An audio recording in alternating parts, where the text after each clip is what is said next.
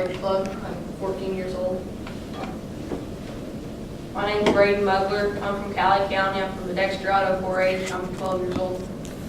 My name is Brendan Mackey. I'm from Burden 4-H Club and I'm 14 years old. The agricultural problem. Our team is researching the problems flies cause in the cattle industry.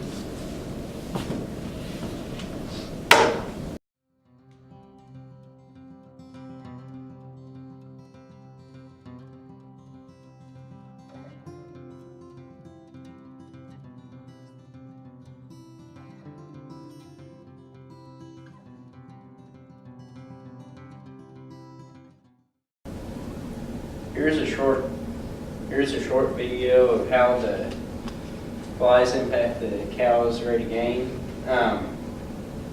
They're swatting their tail, batting their head, and stomping their feet trying to get rid of the flies, and they're not spending all that time eating. With a heavy fly infestation, winning weights on the calf are about 10 to 20 times lower when horn flies are not controlled on the cow. When horn flies are not active on the animal, when they are active on the animal, it decreases your weight gain by 4 to 15%. Here are some statistics. Horn flies alone are estimated to cost the cattle producers well over $850 million. With a fairly heavy infestation of these flies, you can lose $30 to $50 per head yearly. The annual expense of the cattle industry can exceed $1.5 billion. We interviewed some cattle producers in Cowley County and asked them if they saw problems with flies. The producers we interviewed a feed representative and cattle ranchers, and they all said they had issues with flies in their cattle herds. Diseases reported by producers. Diseases were present among cattle. 5 out of 5 producers we interviewed reported that their cow had either pink eye or anaplasmosis. The team conducted an interview with local cell barn, and they reported that they did not see diseases present because cattle were not there long enough for them to observe a fly-transmitted disease.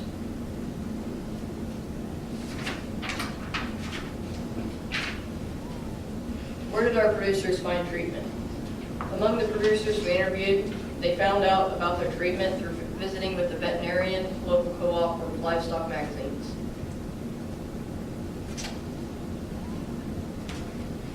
How do you control flies on cattle?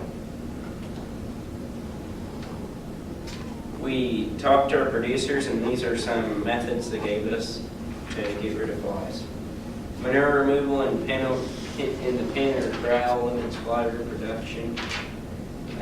Vegetation control and fly traps can reduce fly populations in small areas. Insecticidal sprays and powders on the animals to reduce flies. They're effective with applications and they work well combined with their tags.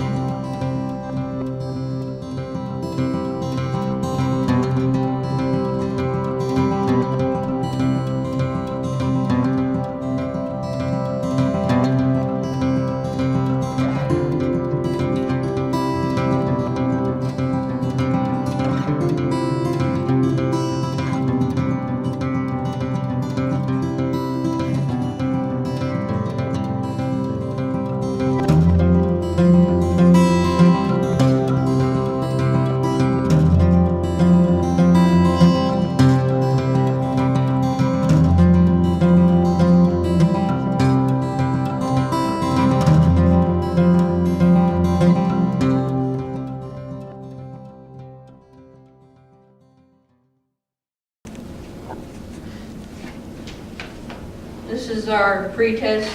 The natural, we used essential oils, fly spray, and then the control, we used nothing at all. And then the chemical, we used Cowley fly spray. These are the test pictures of me doing the pre-test. The first one is me running them through the chute. And then the second one is just when we went and took pictures. We drew a circle around all of them just so we knew where to count the flies at.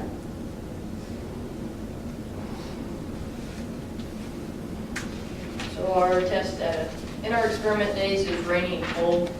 The prime time to do this is in the summer when it's warm and dry. We're running out of time to do our pre-test, so we had to do it in these conditions. When we did it, we got 6 to 7 inches of rain that week. It was below freezing, and a guy lived by a river, and the river was coming up, and he wanted the cows out of his pens before his pens flooded. And so we had to quit early, and we only have to do it for 4 days, but we still got information. So overall, the graph with our information, the corral and the natural mix worked about the same.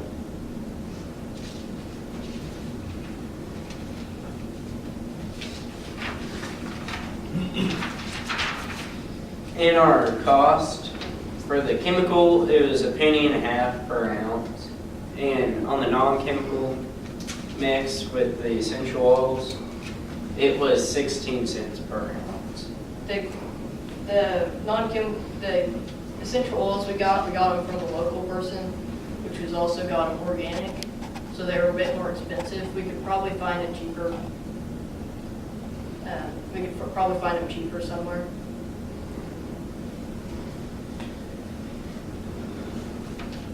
Thank you to all of our sponsors, Farm Bureau, Cowley County 4-H and Extension, Get Branded, Cowley County Cattle Producers, and Grady Martin. Do you have any questions? We'll get into the streams and...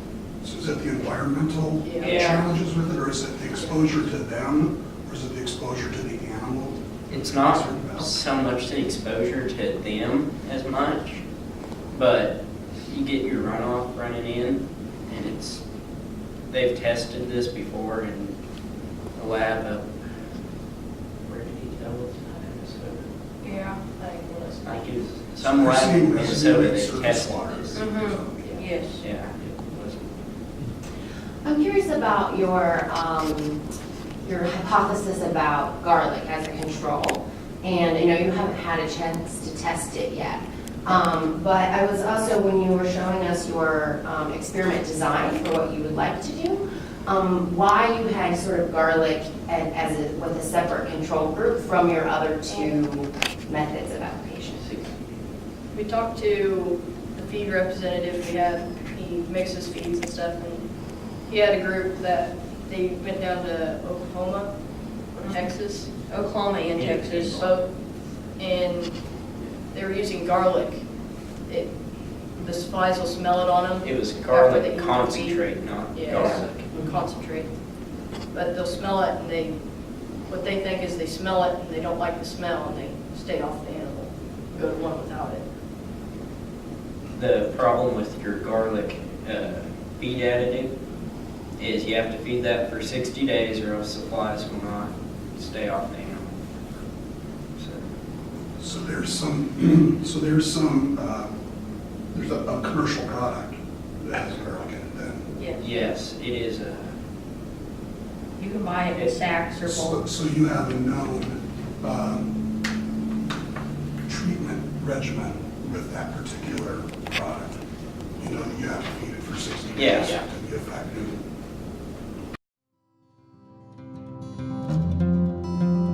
Yeah, a year ago they asked us if we would take the journey up to Minnesota and learn from this model that Minnesota had found success with. And so we drove up to Minnesota, a team of 6 of us, and learned all about what their state had done with the program and what success and what outcomes they'd had. and brought it back to Kansas and said, okay, how can we make this fit Kansas 4-H?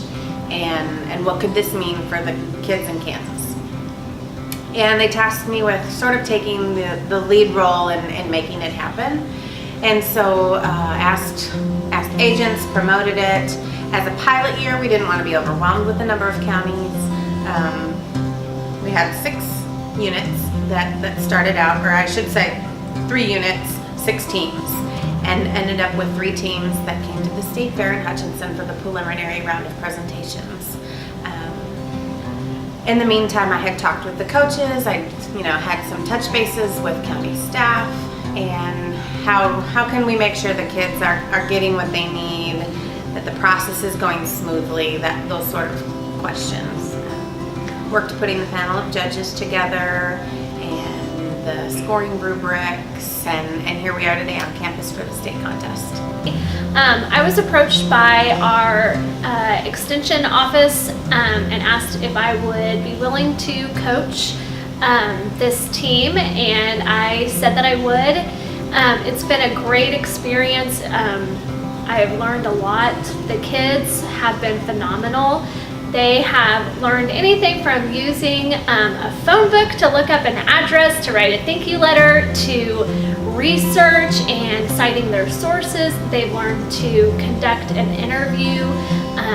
Or I've worked with some farm boys that aren't good with talking outside of farm, and they have learned to use eye contact and ask questions. And even the hardest thing for them is to have been constructive criticism. So they have learned to take those critiques and not be discouraged by them, but make themselves better in this project. And I'm proud of these 12 and 14-year-old boys that have gotten up in front of judges that they don't know and have been able to talk and present their information and feel confident in it and take criticism from those judges and make themselves better.